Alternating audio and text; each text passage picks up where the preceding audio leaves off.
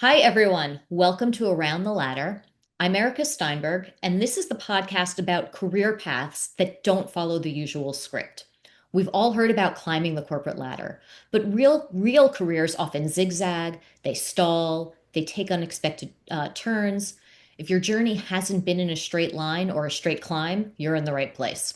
I love the idea of going around the ladder and finding a path that really fits who you are. So, in this show, I talk with people who have taken the unconventional route, either by choice or by chance, and they found success on their own terms. So, today I am very happy to welcome my colleague, my friend, my money guru, my financial coach. There are so many hats that you wear for me, Kelly. Oh, thank you. Kelly Marshall. Kelly gets to help conscious business owners, and we'll talk about what that means, Mhm. take charge of their finances, ease their money worries, grow healthy and profitable businesses, and ultimately gain the freedom to focus on what they truly love. She's a bookkeeper and financial coach for women with conscious service businesses. Kelly uses her strong intuition, her innovation, and her compassionate nature to inspire her clients to step into a higher vision of what they can be and what they can do. She's a certified money breakthrough business coach, and she has over 20 years of experience in corporate accounting and bookkeeping. And Kelly is the perfect person to talk about how to make more money in your purpose-driven business and also keep more money in your pocket. And as she taught me, there's nothing wrong with that. So, Oh, love it. Kelly, welcome. It's such a pleasure to have you here. This is just, yeah, you and I have such great conversations and have had for several years now. So I'm Yeah, happy to have this conversation that we can record and share with other people. thank you. Yeah, me too. Excited to be here. Thank you. So let's start with your career because you spent years in traditional Mhm. banking and investment Yeah, roles. So what inspired your leap into entrepreneurship and starting your business? yeah. I really think I was always an entrepreneur and but yet followed this really traditional education path. So, I mean, I was a little girl selling raspberries that we picked in the woods, and we would do garage sales, and I was always coming up with a business. And then I went to school for accounting and went and worked in corporate in the bank. As you mentioned, I was an auditor, and then went into more of a accounting role there, management. And I loved what I did and I loved the people, but I found that it was funny because I've been thinking about this since preparing for the show. I found thought I was needing to get the next rung of the ladder. And then I would be like, so I'd get bored. I'd feel like I didn't fit the box I was in anymore. And I thought, well, I must need to go do something else. And so I'd climb the next rung of the ladder, get a promotion or move departments. Um, and then that wouldn't make me content either. It was still like the box felt better at first, and then I would find that I didn't fit in that box either. And so I went into small business, but not my own, and did that for a while. And the same thing kind of happened there too. And I along the way had some other little small businesses that were just side projects. In fact, my first bookkeeping business was in 2004, and I had that all the way up until I reformed it in 2018. I had one client that stayed with me through all of Oh, that. wow. Yeah, he's retired now, so he's no longer with me. I wish I could say I still had him, but he retired. And that was kind of a side thing because it wasn't quite the right time. It was not a time to do remote work, and so I was having to go to everybody's offices, and that really was not what I wanted. But I had these side businesses. We had an antiques business for a while and just different fun things. I'm just an entrepreneur. I love that we get to when something gets boring, you get to learn, and it never does get boring, but you just learn a new thing. You can pivot a little bit. You can and really, I can manage my people the way I want to. I can take care of my clients the way I want to. I never outgrow the box because it's me creating it. So I think that has been um, where that journey was. I kept trying to find my ladder in corporate, Yeah. and it just never was quite satisfied. So that's kind of how I ended up here. So when you were talking about the boxes, how the boxes didn't feel right, it was Yeah, reminding me of what do they say, like a hermit crab has to shed its yeah, shell because like it outgrows its shell and it yeah, has to go find something new. So, and yeah, like that adage, of course, about how when you have to get uncomfortable So Yep. then, yeah. Yeah. The Uh, funny thing is we have 8 hermit crabs in our home. We have a hermit crab, so that's really funny you use that analogy. oh my goodness, that's right. I forgot. And the gecko and the fish Yeah. and the dogs and the cat. So Yeah. the humans Yes. are far outnumbered in your home. That's right. In fact, I have a A lot of foster cat trust. with me today. She's sitting on the couch. Yeah. Oh, I love that. And now, so now you're creating the box. You can make it Yes. as big as you want, or and as cozy as you want it to be. Yep. So now you work with conscious companies, but let's Yep. talk about what that means.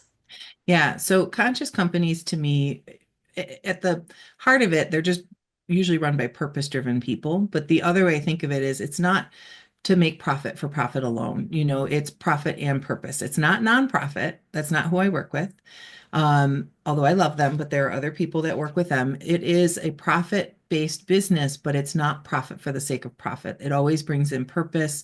They're very conscious about how they think about their services, maybe a unique way of offering it with pricing. They maybe give back as part of their value base. So it's all those different pieces depending on the business, but it's very purpose driven along with the profit. And that really came from, what I finally accepted after climbing all the ladders or working in small business, that accounting was my skill set. I tried to run from that for a long time. I had this other path that was kind of more in energy work and kind of more on the little bit woo woo, not too woo woo, but on this other side and health and wellness and those types of pieces. And I never saw how those two things came together. And so then when I was considering um, building this business, I knew I wanted to work with people I wanted to have conversations with, that we could have that in common, that we could talk about things we care about, that it was more, I could not just talk about the numbers alone. The heart Yeah. had to come into it. And so that was really when I started this business, that was a key piece to me. And as I got into it in the first couple of years, I got really clear on my why around that, which was, these are the people I want to have more money. These are the people that make differences in their communities. The way they spend their money is like the way they're voting. And I don't mean in a political sense, but they're voting with their dollars. They're spending money on what matters to them, Yeah.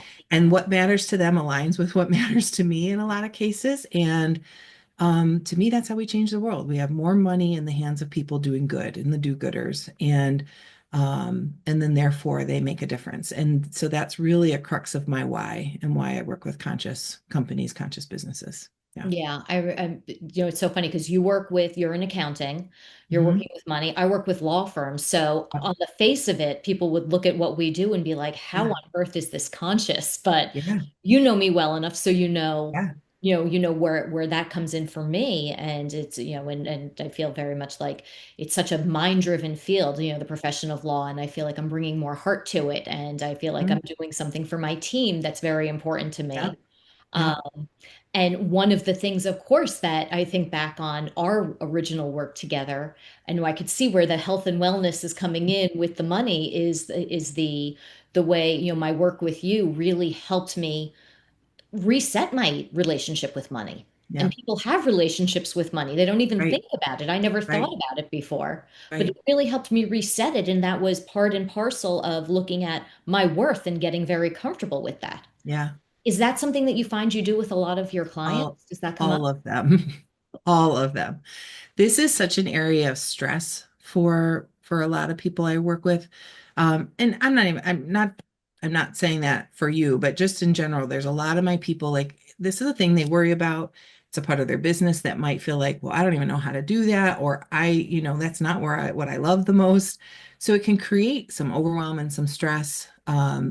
When it comes to kind of their decision making around it, there's a lot there. Like, especially service-based businesses. It's not like we go buy a product, we mark it up and we sell it. We're selling our intellectual capital, systems that we're building, um, our processes that have often been built from scratch. And it brings our worth comes into that. Our personal thoughts about that, feelings about that, our confidence, all those pieces come into it. And it can really impact your mindset, or it is impacted by your mindset. And you can really make a difference with that when you're willing to dig into that, see what's coming up, work with it, level up. It's like peeling the layers of an onion. We think we get through one layer and we heal all these things and we get through it and we're kind of feeling good and confident we're in mastery.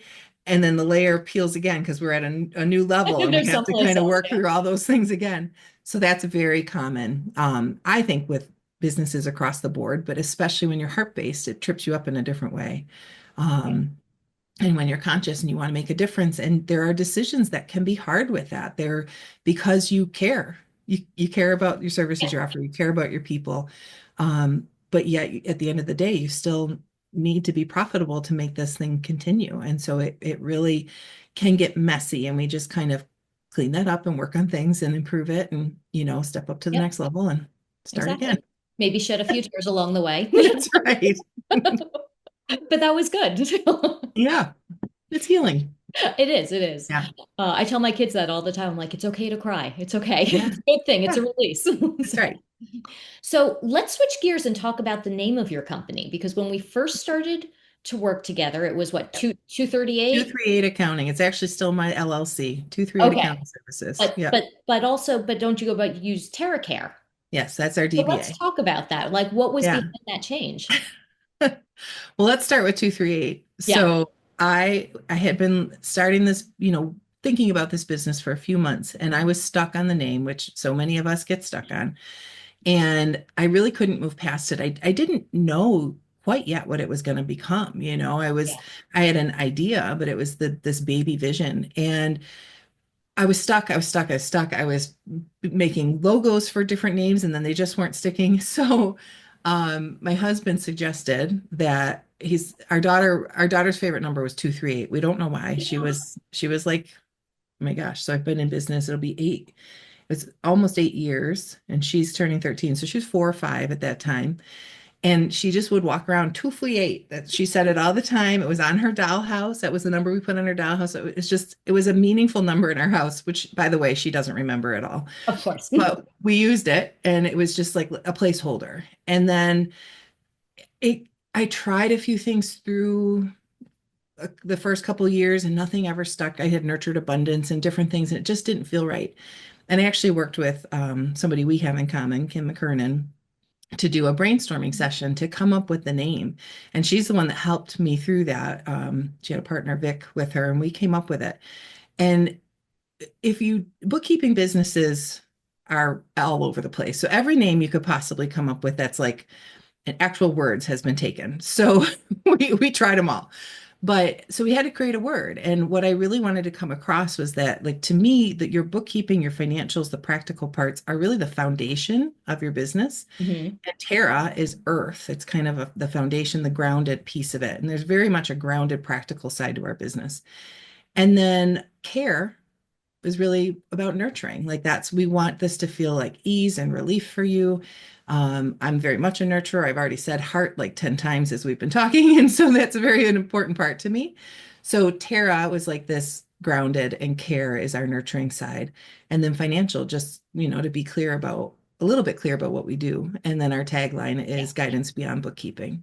So that really brought it together. Yeah.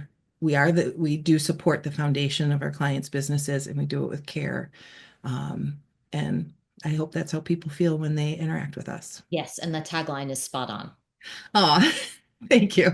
So, Yeah. so you've come full circle for, your time in corporate finance. How did that time actually prepare you, or maybe not prepare you, for running your own business? Hmm. That's a good question. Um, the corporate finance didn't, like the bank work maybe didn't prepare me as much for that, but it did give me some really good accounting skills, which obviously we still use, but it didn't necessarily prepare me for it. I did work in investment advisory for years, and that was so good on so many levels. For one thing, I interacted with people that had wealth that I didn't have access to those types of people in my day-to-day life. I didn't grow up with those types of people. And so it was really interesting to see. I got a lot of lessons about don't judge a book by its cover. Like one of our wealthiest clients drove a Honda Civic that was like 15 years old. But other people, there were still plenty of wealthy people that had really nice cars. And so I really learned a lot about the different how different people are with our money, the different money personalities. Um, I had a boss who was very wealthy and had grown up with money, but all his kids interned for me. And I really got to see kind of the money lessons that were passed on to their kids, which I thought were really strong.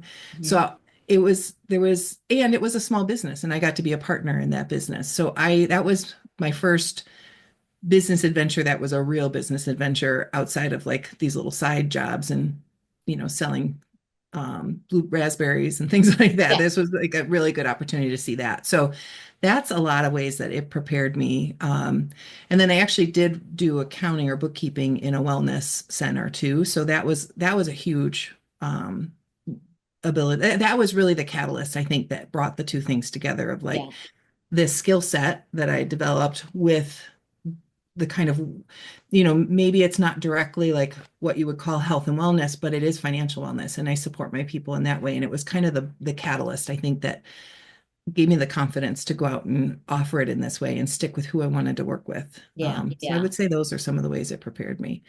Well, But, oh, go ahead. No, no. I was just Sorry. going to say that when you explain it like that, I can see how everything kind of like It flows layered right in. in. It Mhm. really, it doesn't seem as jarring a difference. Everything there Yeah. was a lot more flow to it than Yeah. maybe you would expect from the surface. Even with that, were there some unexpected challenges that you came up against? Maybe. Every day. Every Okay, day. so then Yeah. that's good to know because I think that a lot of times when you're an entrepreneur, Yeah. you feel like you look at other people's businesses and you say, "Oh, they're doing it right. They're Yeah. doing it right." But to hear that somebody who's been in business as long as you Yeah. have been and who at least, seems is as successful as you've been, still come up against these challenges. I think that's really important to, Mhm. that everybody knows you're not alone in it. Like No. just like it Yeah. wasn't just me that needed the money coaching. It wasn't just me Yeah.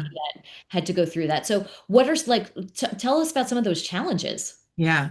I just want to put an exclamation point on what you just said, specifically to the business and money part of it, because I think that's one of the things everybody that doesn't have that background thinks they're the only one that's not getting that right, and that it could not be further from the truth.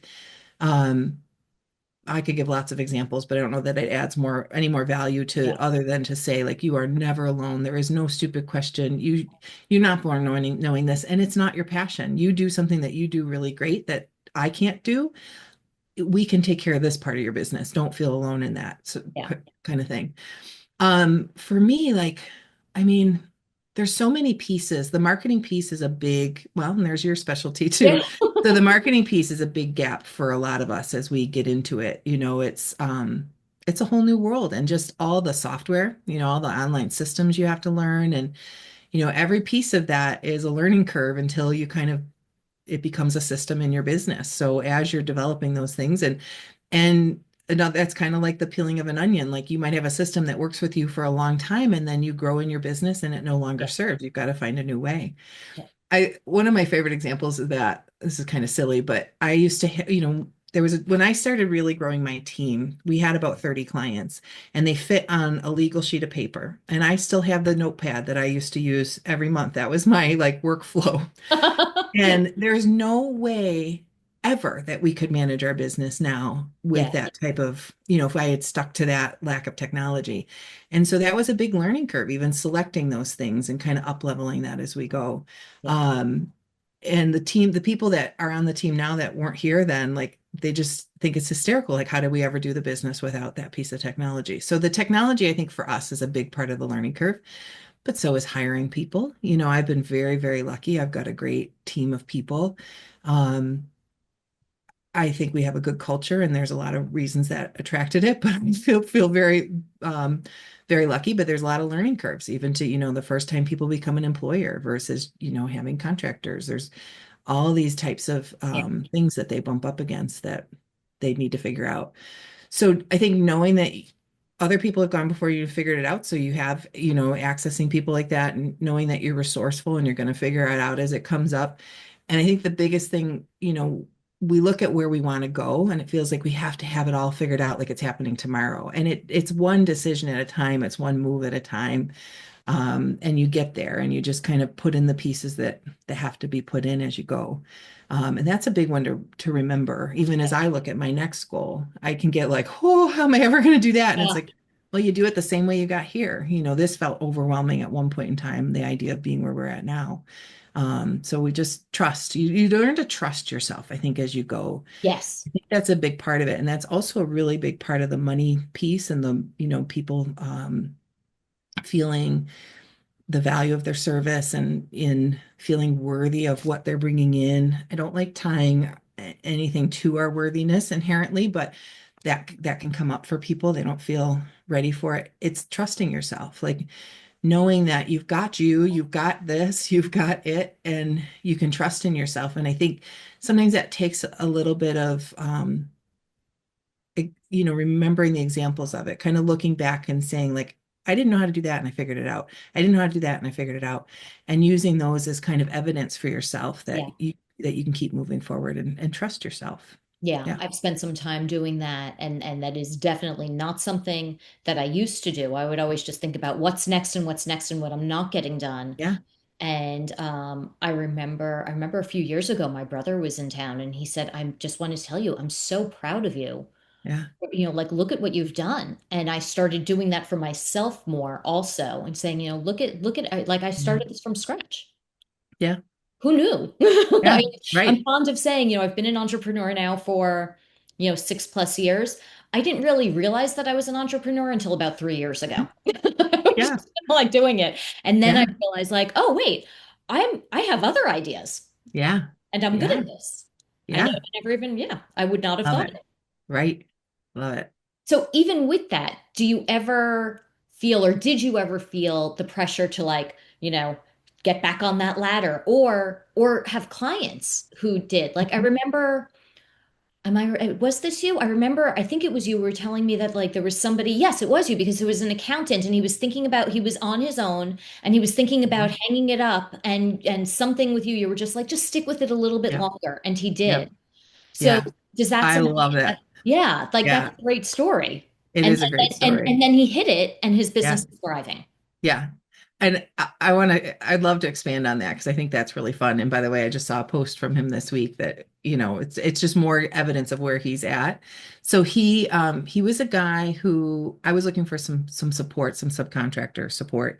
And I put it out there and he replied and he did help me a bit. And I was blown away by his skill. But even before I saw what he was capable of, I was blown away by him as I met him. And he was at the stage of business where he was like, I don't know how to get my next client. He had a couple clients, but it wasn't paying the bills. He had actually gone back into the workforce once already. He had gone back and found he still really wanted to build this. And he just didn't know. And I'm like, I gave him some tips. I actually, some marketing things and some things I'd learned. And I knew he was just at the tipping point where it was going to fly. Yeah. And I told him that a million times. And he did a little work for us for a while, but we eventually hired somebody and he was starting to get traction. And then we kind of went our separate ways and I would just keep an eye on him. And it was this past year, I want to say in December, but I could be wrong about that. But I saw him post asking for subcontractors to work for Ah, him in the same group I had posted. And I'm like, yes. And so I checked in with him and it was just like I thought it would be for him. And he had gotten there. And there was a post this week of him, it was just excellent. He was sitting at his desk and everything he had said just showed his growth in where he was at and how he yeah. saw himself. And so that's pretty common. I mean, it's hard in the first couple of years, it's hard as you're figuring it out. And they do think there's a reputational piece that comes when you've been around for a while where people are like, oh, they must know what they're doing. They've been around and it kind of builds trust. And then they start, coming back and asking for you. You've got enough experience with your clients where they start referring people to you. So you're not Mhm. working so hard to find people necessarily. They start to come to you. And I think that was kind of a big piece. But I remember the days, and this was always my big test is like if you pop on Indeed and you read some job posts and it makes you want to throw up, then you're not supposed to go get that job just yet.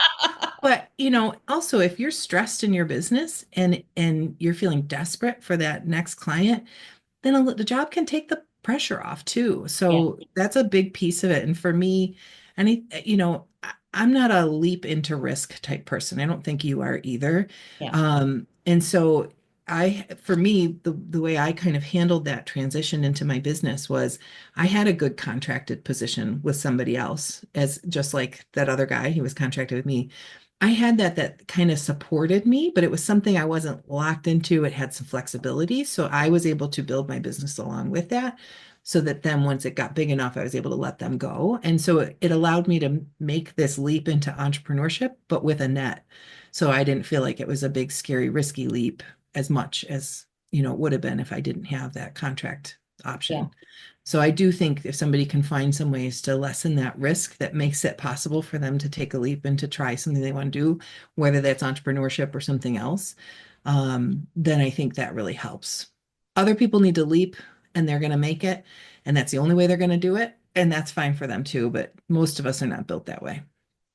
I just read this book, Boat Burning for Beginners, and it is Oh, a collection of stories from women who leapt into creating their own wow. businesses and burn the boats. There was no going Yeah. back. And Yeah. in some cases did it more than once. I'm actually going Yeah. to be speaking with one of them on the podcast in the coming weeks. So I'm very Yeah. excited to have her on. But I'm not a boat burner, but I love that somebody else exactly. can do that because I think they'll set sail much faster, to use the same type of analogy. Yeah. They'll be off and running much faster when they Yep. do that, but not for me. I know. Thank goodness some people can do it though. And Yeah, right. they've got these, very successful businesses. Yeah, So over the years now, you've worked with a lot of different businesses. Of course, you and I have worked together both one-on-one and through ShiftCo. So we both know a lot of business owners. yeah. How has your definition of success evolved from, Mm, earlier in your career, earlier in your journey with your business? How has it yeah. changed over the years? And also through your work with your clients, because you see all Mhm. different kinds of success. That's a really good, that's a really, really good question. And I think the biggest thing that comes up for me is that yeah, this is what's coming to the top is it's not about comparison. So I think I'm defining it by saying what it is not Mhm. is success is not by comparing yourself to somebody else or trying to build the thing that they have. I think success is in entrepreneurship is building that business that's the right fit for you that you love to do. Like it's never just about the money. I can tell you that for sure. And it's really about building your version of that is true to your heart and is true to your soul and to your bank account. And I have fought for that a little bit in my business, even though, a bookkeeping business is would seem like pretty cookie cutter, but I really fought to work with the people I want to work. And when I say fought, I've had lots of guidance or coaches or people I've worked with that have tried to shift that for me. And I've really fought for the heart of it for me. And I do consider us a success. And we for sure are profitable. And I'm really proud that we built it. I built it the way that really worked for me and for our clients. And that to me is success. Even the days when I maybe work a little longer than I might like to, that's still success because it's what I want and it speaks to my heart. And I think that's true of all my clients, that they're not building something for somebody else. They're not building it somebody else's way, that they're really building a way that's aligned for them, Yeah. that allows them to do what they love and do it in a way that supports them well. Yeah. I have recently been working with a business consultant to set up some systems and infrastructure for me because I wanted my client experience to Yeah. be smoother. I wanted them to be delighted by it. Like I Yeah. wanted it to be so smooth that they were literally delighted by it. And she said to me, Erica, you have to build this business so it works for you. Yeah. If you build it so it works for you, it's then going to work for your clients. If you build it Yeah. first so it works for your clients, but it doesn't work for you, ultimately it's not going to work for your Yeah. clients. Yeah. And for when she first said that to me, I felt my insides kind of seize up. I'm like, I can't build it so it's good for me. It Right. has to be good for them. Yeah. I'm happy to say that I very quickly released that and was Yeah. like, No, she's right. And Yeah. it was able to, you know me, like it's got to feel right literally in my Yeah. physical self. So, Yeah. Yeah. and it did. And that right there is success. When you can build Yeah. the thing that feels right in your physical soul, in your physical body, and it feels that's the alignment, that's the congruency. Yeah. And um, that's success to me. Yes. Yeah. So now, what part of your work today brings you, I don't know, like the most joy, the most meaning compared to earlier in your career? Oh, I've always loved the coaching part. So that continues to be an area that, the one-on-one calls with clients and I love my sales calls, which I never dreamt I would have said. But I think the thing that surprised me along the way was how important the team part was and how important it is for me to build, and we have this in common. It matters to me that it's um I don't know if I'm going to get to say it right. I guess I'll use an example.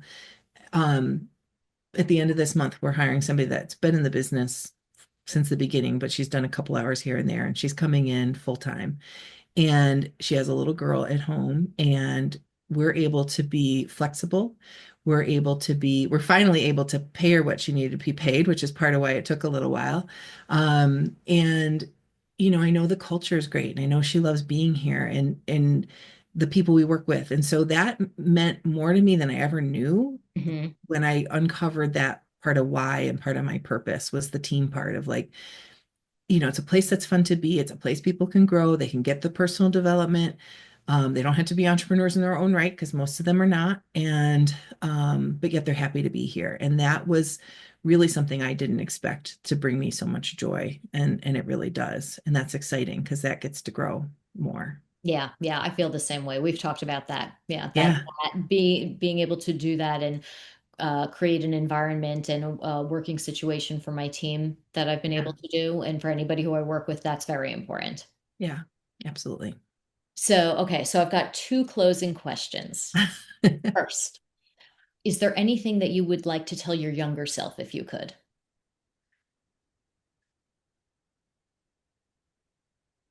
That's a good question. I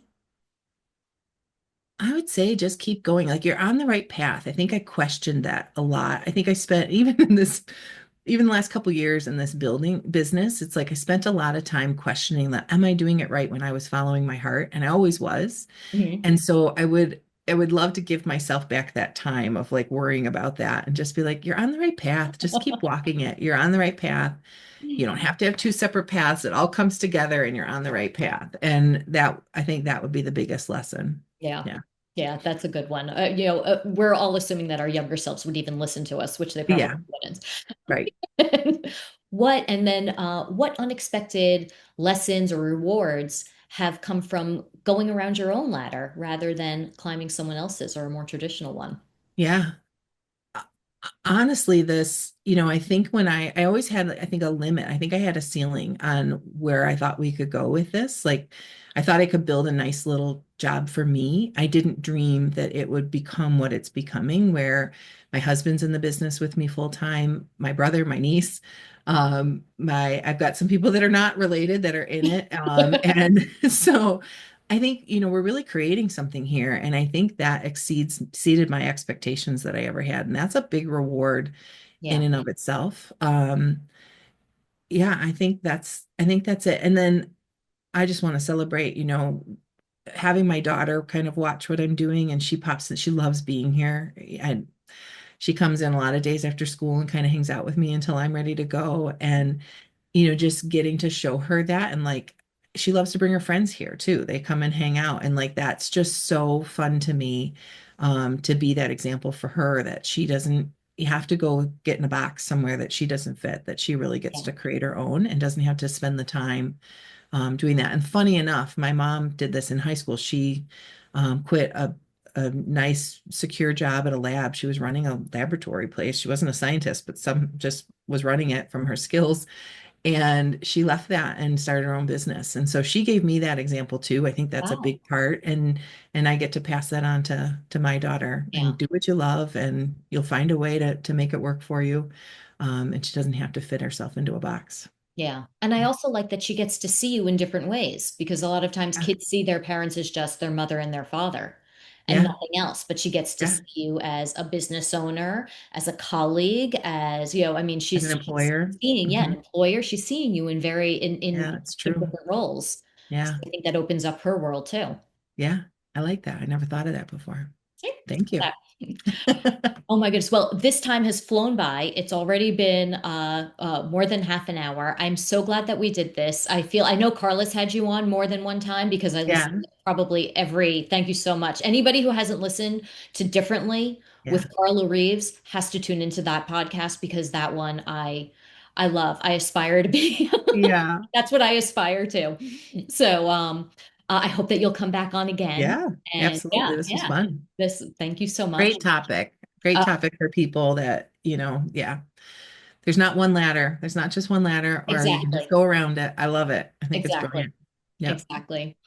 So, well, that's it for this episode of Around the Ladder. And remember, as Kelly said, there's no one right way up or around or whatever. So take your detours, make your moves, keep carving your path. And if you enjoyed this episode, please share it with a friend or a colleague and who's maybe on their own unconventional journey or wants to be on it. So I hope I see you next time. Thanks, everyone.